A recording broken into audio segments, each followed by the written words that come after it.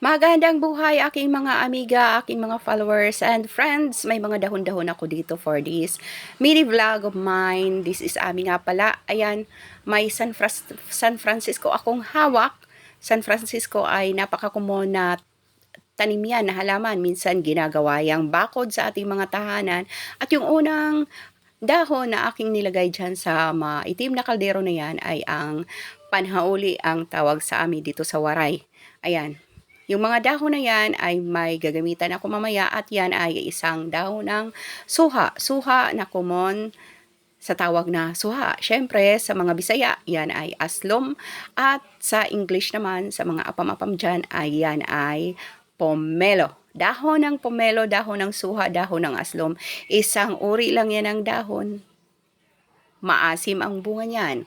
Ayan. Yan ay iniilalaga ko. Nagtataka kayo siguro kung anong lalagain kong karne. Wala akong karne na lalagain. Maya-maya ay malalaman nyo kung ano ang purpose ko dyan. Yang winiwisik-wisik ko naman, yan ay isang dahon ng kalipayan.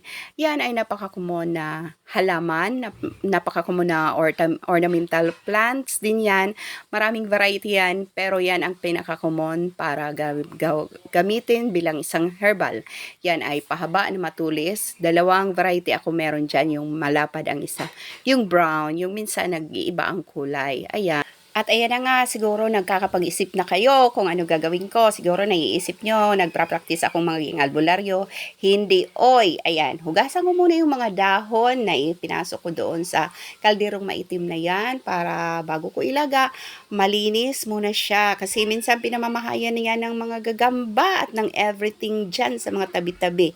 Kulang pa ang dahon na yan. Hindi ako nakahanap ng abaka at adgaw kung tawagin sa Mario. Hindi na nga ako nakakita ng abaka at adgaw kasi nga siguro kulang na nagtatanim niyan at dahil kulang na rin ang gumagamit ng mga ganyan sa pampaligo sa mga bagong panganak.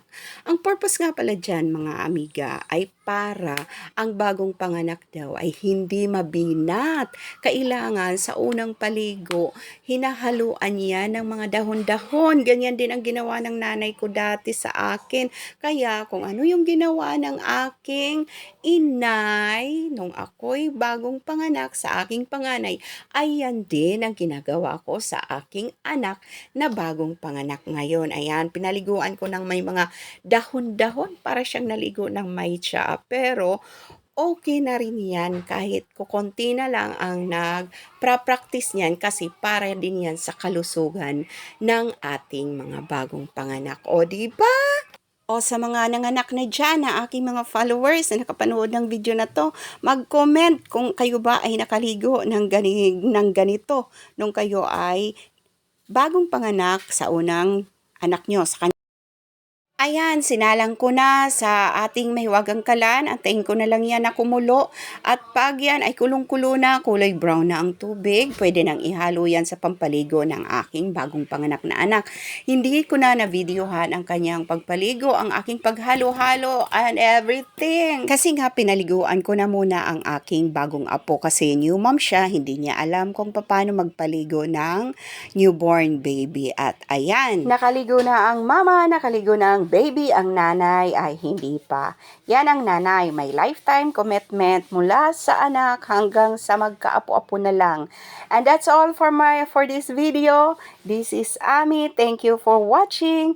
Have a good day everyone and everything.